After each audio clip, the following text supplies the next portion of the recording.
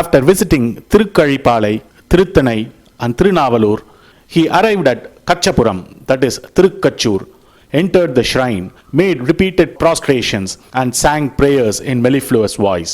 Reaching the outskirts of the town, he again suffered pangs of hunger and wondered what to do.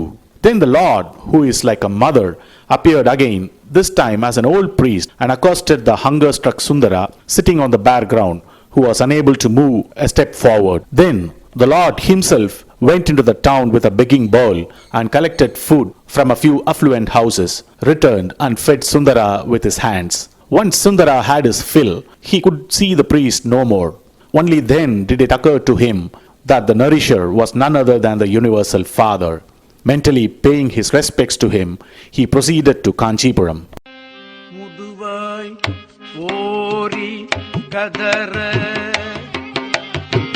Muduvai Ori Kadara Mudugatu Erikundu Adal Muyalbane Muduvai Ori Kadara Mudugatu Erikundu Adal Muyalbane Erikundu Adal Muyalbane Maduvar Kundai Puduvi Sudum Malayan Magaltan Manavada Manavada Maduvar Kundai Puduvi Sudum Malayan Magaltan Manavada Kaduvai Tallayil Palini Kulla Kandal Adiya Kavalare Kavalare Kaduvai Tallayil Palini Kulla Kandal Adiya Kavalare Aduve Amaru Aduve Amaru Iduvo Kachur. From Thirukkachur, he went to Onakantantali near Kanchipuram and appealed to the Lord with all rights of friendship in a decade of Devaram and obtained gold. Neyyum palum tayirum kondu nittal பூசனை செய்யலுற்றார் நெய்யும் பாலும் தயிரும். While staying at Kalahasti, he thought about the Lord of Kedarnath and sang a decade of Devaram in which he detailed the ultimate truth for the sake of worldly-minded folks. வாழ்வாவது மாயம் இது மண்ணாவது திண்ணம் வாழ்வாவது மாயம் இது மண்ணாவது திண்ணம் வாழ்வாவது மாயம் இது மண்ணாவது திண்ணம் வாழ்போவது பிறவி கடல்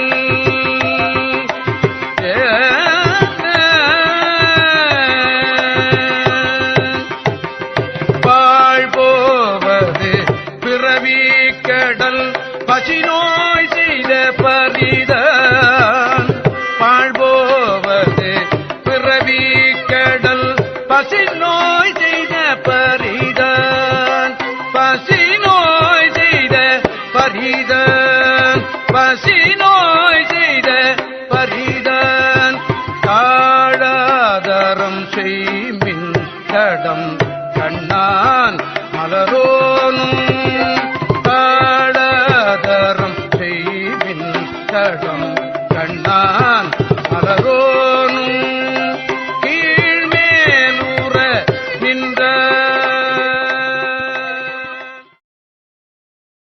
After visiting various kshetrams around Kanchipuram, he visited Tiruppanangadu and sang Devaram, in which he sympathizes with the plight of those who doesn't realize Lord Shiva.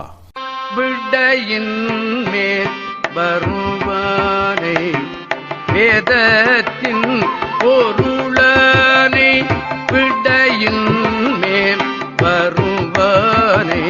வேதத்தில் பொருளனை அடையில் அன்புடையானே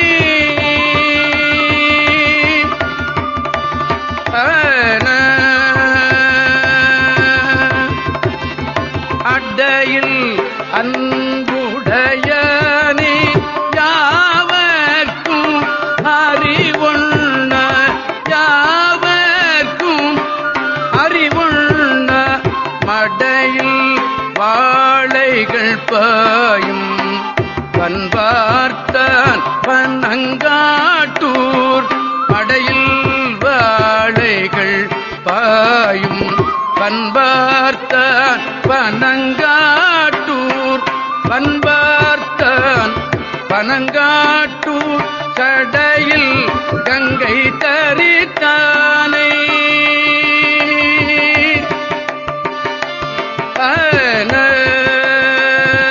சடையில் கங்கை தரித்தானே சடையில் கங்கை தரித்தானே சாராத சார்பு என்னே சடையில் கங்கை தரித்தானே சாராத சார்பு என்னே சார்பு என்னே சார்பு என்னே.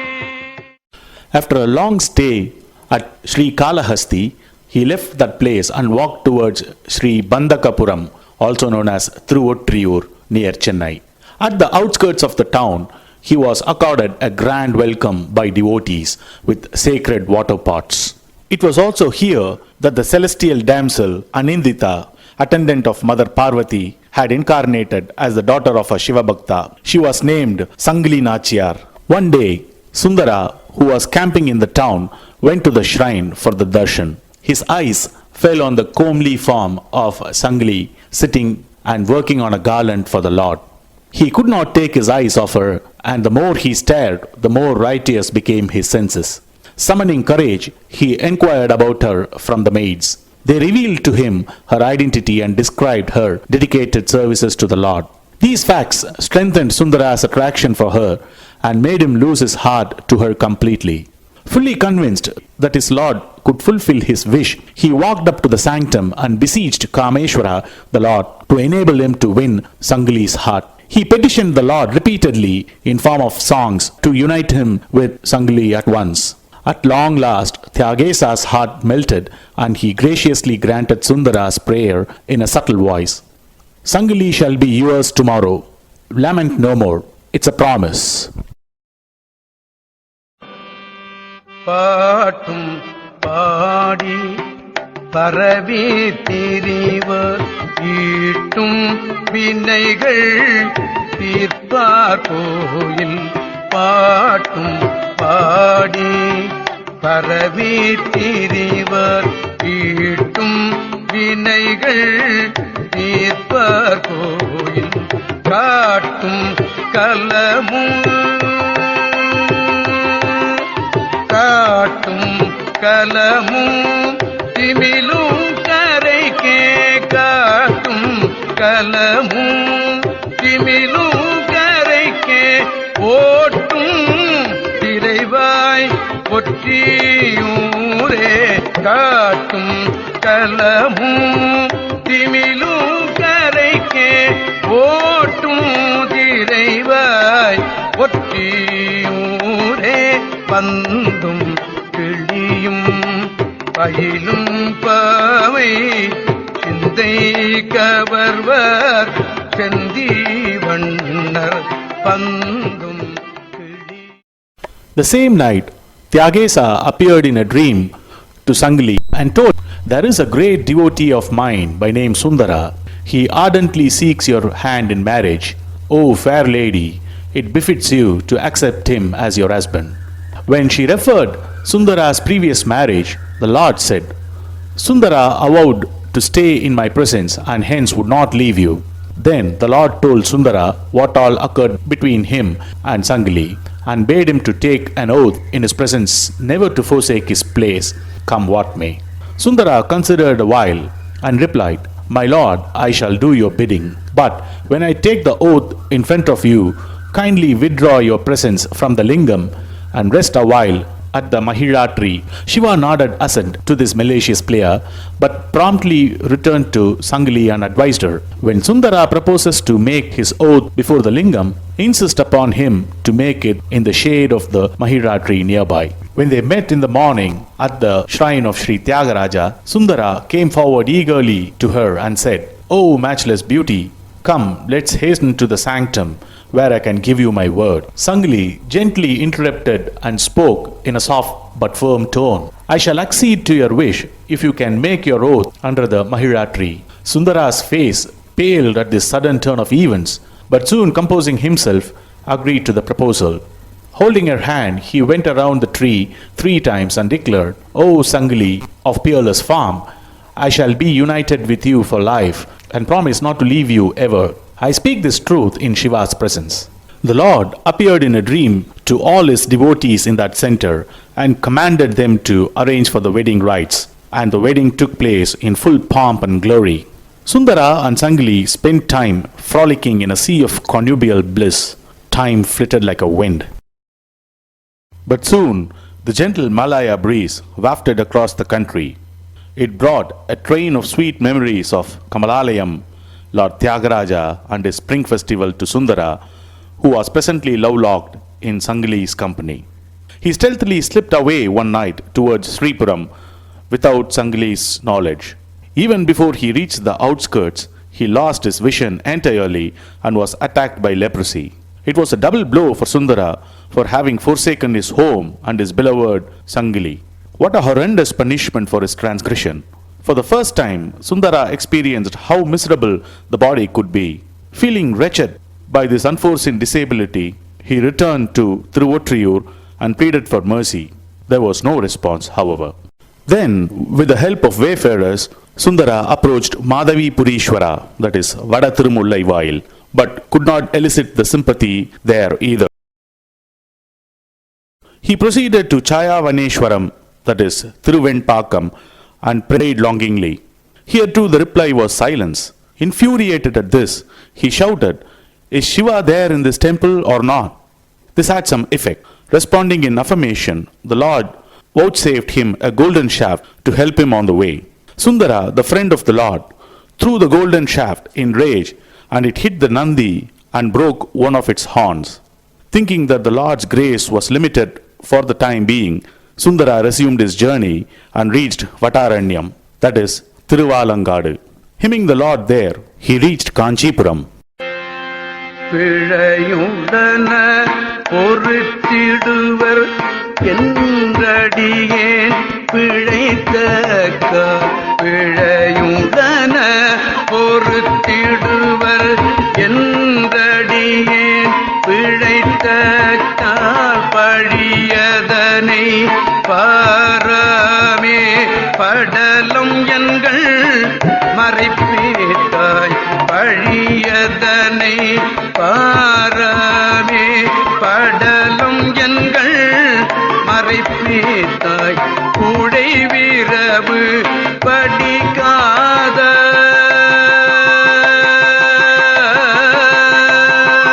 கூடை வீரவு படிக்காத கோயில் உள்ளாயோ என்ன கூடை வீரவு படிக்காத கோயில் உள்ளாயோ என்ன உடையுடையான் உள்ளிருந்து உளோம் போகீர் என்றார்.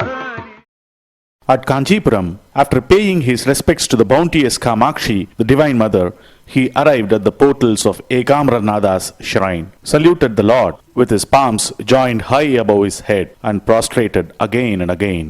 The Lord, who had the sun, the moon, and the cosmic fire as his 3 eyes, now considered to forgive Sundara, whose eyes were blinded by lust. The Lord, whose consort was Kamakshi, and the one whose mere glance fulfills bounteous desires, saw it appropriate to give him vision on at least one eye, the left one. Lo, Sundara could see once again, though only with one eye. Contented, he consoled himself for the partial grace and paid repeated obeisance to the Lord. On his way to Sripuram, he halted at Kuttalam and prayed to Kustaleshwara, O Almighty Lord, you who burn the leprosy called world, remove my disease and make my body shine like gold.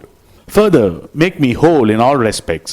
To this effect, he sang a hymn by which the Lord was pleased and bade him in a celestial voice, O Prince of Devotees, there is a tank here which removes all diseases, including leprosy, of those who bathe in its waters.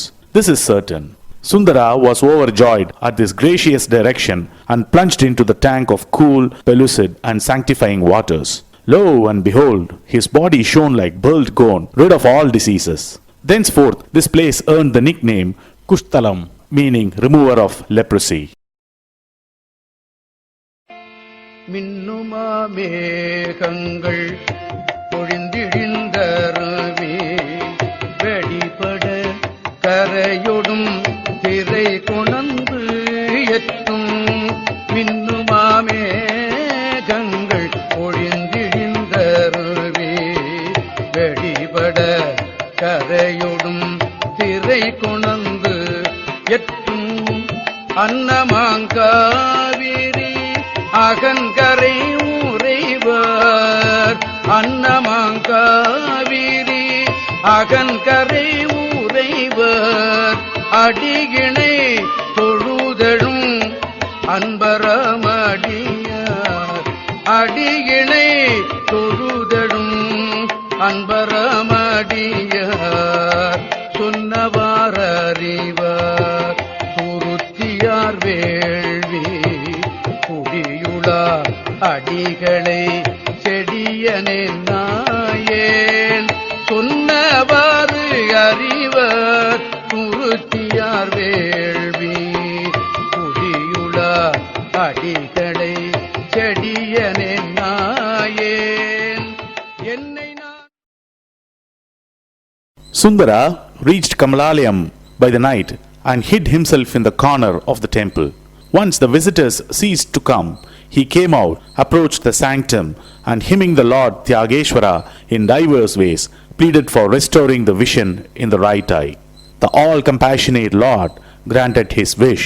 Thus, his vision made whole, Sundara danced in wonderment and joy, and joined the other devotees in the 1,000-pillar Devasriya Mandapam. Sundara wasted no time in sending some messengers to Parva's house for a reconciliation. Seeing them, Parva became furious. Blasting them with harsh words, she shut the door in their face. The poor men returned in haste to Sundara and related their bitter experience. Sundara then resorted to the glorious golden hand, Suvarnabahu, verily the Lord Tyagaraja, to help him out by pacifying Parva and reuniting them. Moved with this entreaty of his loving devotee, the Lord Tyagaraja, in the guise of a Brahmana, trod the ground with his hallowed feet and reached Parva's mansion. Seeing the respectable Brahmana, she invited him to her inner chamber, washed his holy feet, worshipped him, and asked him the motive of his visit at such a late hour. When Parva understood the motive, she warned the Brahmana messenger, "It does not befit your greatness to engage yourself on such a lowly errand. You may please leave now." Tyagesa briefed Sundara on his futile mission and said, "Your very name makes her erupt like a volcano." Then the Lord, moved by Sundara's plight, consoled him and said, "Well, well, poor soul. Let me try one more time." This time, feasting on the Lord's glorious darshana, Parva was overwhelmed at this unsolicited condescendence. It could be Shiva alone who came in the guise of a Brahmana and was chased out by me in ignorance and arrogance, she realized. Soon Parva clasped the Lord's feet and begged for pardon. The Lord responded in an affirmative and reassuring smile. Sundara, having understood the happenings, praised the Lord repeatedly and reached Parva's mansion. They enjoyed a wonderful life with their hearts and minds surrendered to the Lord of universe. After some time, Sundara undertook a pilgrimage to Kshetrams in Pandya country. He visited Rameshwaram and from there he sang a decade of Devaram on Lord Kedishwara of Sri Lanka. நத்தார்படை Gnanan பசுவேரி நனை கவிழ்வாய் நத்தார்படை Gnanan பசுவேரி நனை கவிழ்வாய் மத்தம் Mathayaanai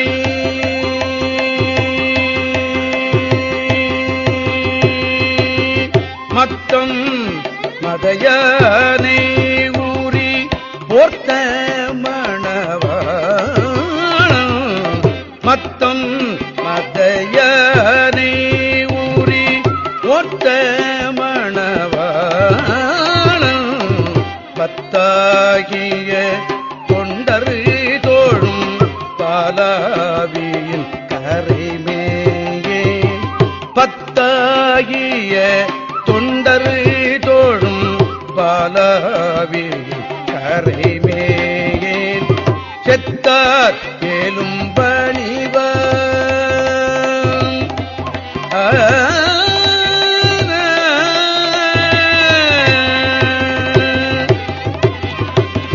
செத்தார் ஏலும் பணிவான் Thiru கேதீச்சரத்தானே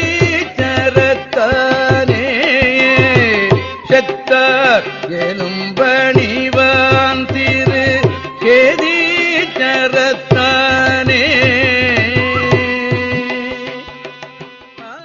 While on a visit to Kshetrams in the Pandya country, Sundara stayed in Tiruchuri for some days and sang the glory of Bhuminatha Shiva and Sahayavalli. This is also the birthplace of Bhagavan Shri Ramana Maharishi. Manika Vachakar refers about this Kshetram in his Tirukkovayar, explaining the all-pervading nature of Lord Shiva here. ஊனாய் உயிர் புகழாய் அகலிடமாய் மூகில் பொழியும் ஊனாய் உயிர் புகழாய் அகலிடமாய் மூகில் பொழியும் வானாய் வரும் மதியாய் வானாய் வரும் மதியாய் விதி வருவாய். During his stay at Tiruchuri, Sundara used to spend the nights in a place called Pallimadam across the river Kaundinya. One night, the Lord appeared before Sundara in his dreams in a youthful form. When Sundara inquired the youth about his details, the Lord replied, "To the northeast of this place is Kalayar Kovil, and I am the Lord of that place." Sundara woke up with a jolt and proceeded to Kalayar Kovil. Sundara feasted his eyes on the Lord's three forms here, namely Kaliswara, Someshwara and Sundareshwara, and sang a decade of Devaram. தொண்டர்கடி தொழலும் சோதியிடம் பிறையும் தொண்டர் அடி தொழலும் சோதியிடம் பிறையும் சூதன மென்முலையாள் பாக. From there, he visited Tirupunai a temple with 14 Shivalingams, each representing one of the 14 shrines of the Pandya country. The presiding deity here, Vriddhagrishwara, is 9 feet in height, 8.5 feet in perimeter, and the Avudayar is 33 feet in perimeter. The Nataraja Sabai here is known as Sivajnana Sabai. சித்தம் நீ நீனை என்னோடு சூழரும் வைகலும் சித்தம் நீ நீனை என்னோடு சூழரும் வைகலும் மத்த யானையில் ஈரூரி போத்த மணாளன் ஊர் மத்த யானையில் ஈரூரி போத்த மணாளனூர் பத்தர்தாம்பலர் பாடி நின்றாடும் Pazhampathi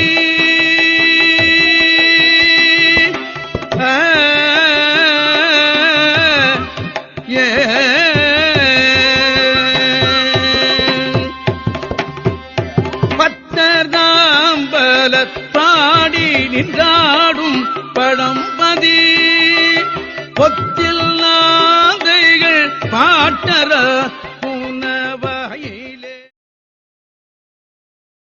After visiting Ingoi Malai and other places, Sundara reached Tirupandikkodumudi in the banks of river Kaveri in the Kongunadu. Overtaken by the beauty of the Lord, he sang the renowned Namachivaya Tirupadigam with the words Sollumna Namachivayave, meaning the tongue would chant the Lord's name even if the mind fails to remember him. மற்று பற்றெனக்கின்றி நின் திரு பாதமே மனம் பாவித்தேன். மற்று பற்றெனக்கின்றி நின் திரு பாதமே மனம் பாவித்தேன். பெற்றலும் பிறந்தேன் இனி பிறவாத தன்னை வந்தேகினேன். கற்றவர் தொழுதேத்தும் சீர் கரையூரி பாண்டி கொடுமுடி நற்றவா உனை நான் மறப்பினும் சொல்லும் நம சிவாயவே. நற்றவா உனை நான் மறக்கினும் சொல்லும் நம சிவாயவே. Later, Sundara went to Thirukandiyur and worshipped the Lord there. From there, he wished to cross river Kaveri and visit Thiruvayyaru on its northern banks. The river was in full spate and there was no means of crossing it. Sundara sang a decade of Devaram and the river parted, paving way for Sundara to cross. He crossed the river and went to Thiruvayyaru and worshipped the Lord Panchanathishwara. He also met his friend and fellow devotee Cheranman Peruman there. Once, while Sundara was touring Kongunadu, he was carrying a lot of gold and other valuables given to him by his friend Cheraman Perumal. On his return, Sundara was camping near Tirumurugan Pondi and Lord Shiva sent his attendants in the form of hunters to rob off all the valuables from Sundara. The heartbroken Sundara appealed to the Lord in the temple of Murugan Pondi with a decade of Devaram. By the grace of the Lord, he got back his valuables in the temple. கொடுகு வெஞ்சிலை வடுக வேடுவ விரவலாமை சொல்லி கொடுகு வெஞ்சிலை வடுக வேடுவ விரவலாமை சொல்லி திடுகு மொட்டன குத்தி திடுகு மொட்டன குத்தி கூரை கொண்டாரலை குமிடம் திடுகு மொட்டன குத்தி கூரை கொண்டாரலை குமிடம் ஆரலை குமிடம் முடுகு நாரிய வடுகர்வாள் Murugan Poondi மாநகர்வாய் முடுகு நாரிய வடுகர்வாள் Murugan. While on pilgrimage in Kongunadu, he visited Venjamma Kudal and praised the Lord in Devaram, in which he detailed the greatness of the place. Upon hearing this, the Lord pledged his sons to Uma Devi, who was in the guise of an old lady, and gets gold from her and gifted it to Sundara. ஏரிக்கும் கதிர்வே முதிர் முத்தமோடு ஏலம் இலவங்கம் தக்கோலம் இஞ்சி எரிக்கும் கதிர்வே முதிர் முத்தமோடு ஏலம் இலவங்கம் தக்கோலம் இஞ்சி செரிக்கும் புனலுள் பெய்து கொண்டு மண்டி கிளைச்சத்து சித்தாறு அதன் கேட்கரைனே செரிக்கும் புனலுள். Once, Sundara, on his way to visit his friend, the king of Chera, Cheranman Peruman, approached the town of Avinashi and entered the local temple there, where groups of devotees were engaged in devotional chants. As he faced the Gopuram and contemplated on the Lord, he heard nearby auspicious sounds of celebration along with pitiful wails. Upon enquiry, It was found that 2 years ago, 2 Brahmana boys went near a deep pond which contained lotuses in full bloom. One of them jumped into the waters to pluck a lotus flower when a crocodile swallowed him. Since then, the boy's parents had been dragging their lives in agony.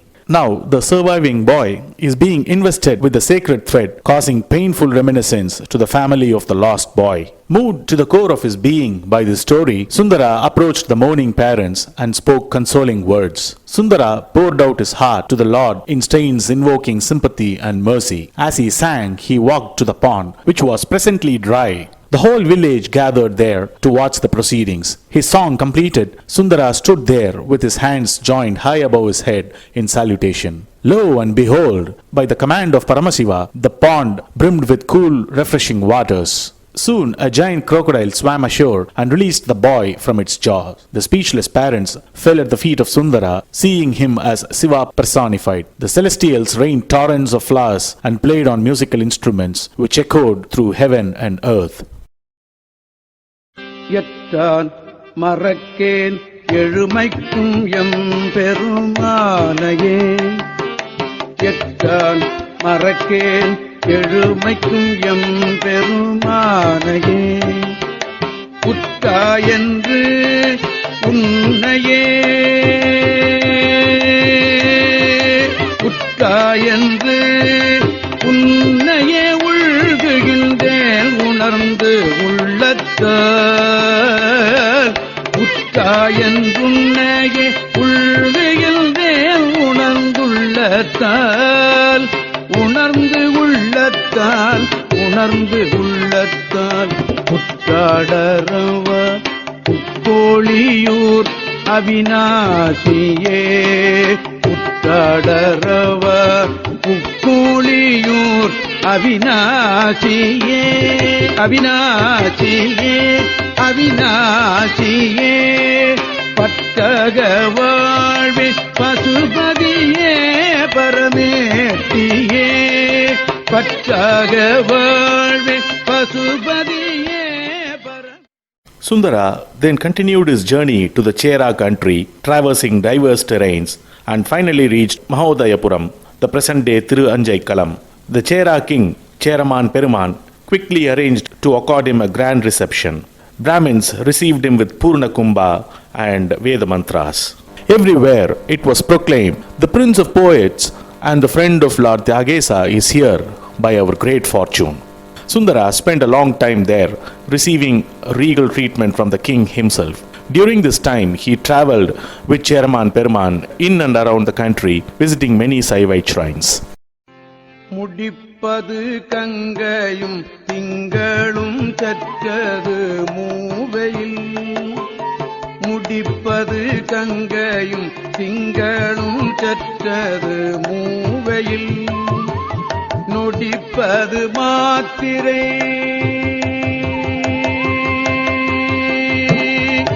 நொடிப்பது மாத்திரை நீரழ கணை நூறினார் நொடிப்பது மாத்திரை நீரழ கணை நூறினார் கடிப்பதும் ஏறும் என்று Anjouan திருக்கைகளன் கடிப்பதும் ஏறும் என்று Anjouan திருக்கைகளன் பிடிப்பது பாம்பன்றி இல்லையோ பிடிப்பது பாம்பன்றி இல்லையோ எம்பிரானுக்கே பிடிப்பது பாம்பன்றி இல்லையோ எம்பிரானுக்கே எம்பிரானுக்கே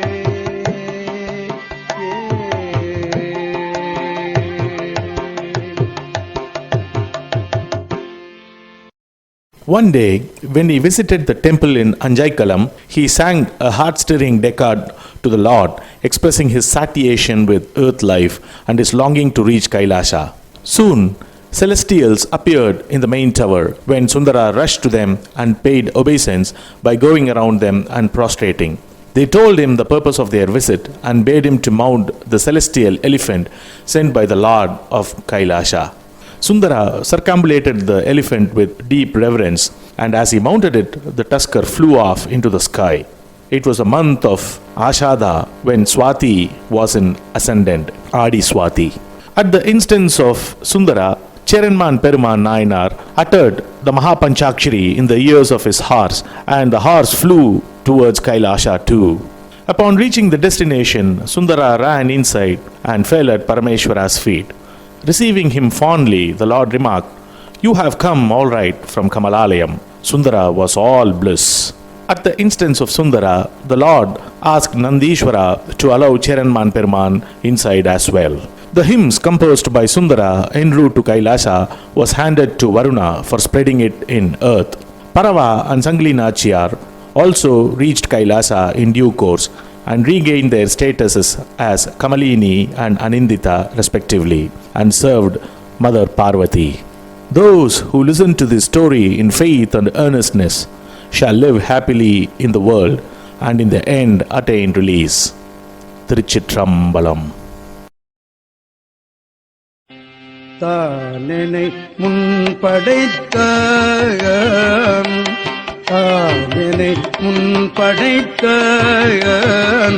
அதறிந்து தன் பொன்னடிக்கே தானெனை முன்படைத்த அதறிந்து தன் பொன்னடிக்கே நான் என பாடலந்தோமோ நான் என்ன பாடலந்தோ நாயினேனை பொருளாய் உயிர் புகழாய் அகலிடமாய் மூகில் பொழியும் பூனாய் உயிர் புகழாய் அகலிடமாய் மூகில் பொழியும் பனாய் வரும்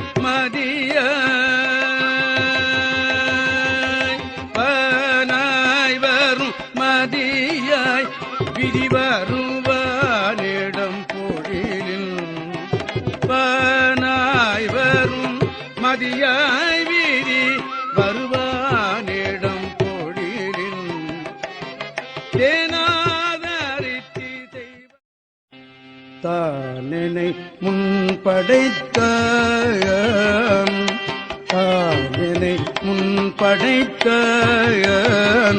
அதறிந்து தன் பொன்னடிக்கே தாயனை முன்படைத்த அதறிந்து தன் பொன்னடிக்கே நான் என பாடலந்தோமோ ஊழி தோறூழி முற்றும் உயர் பொன்னொடித்தான் மலையை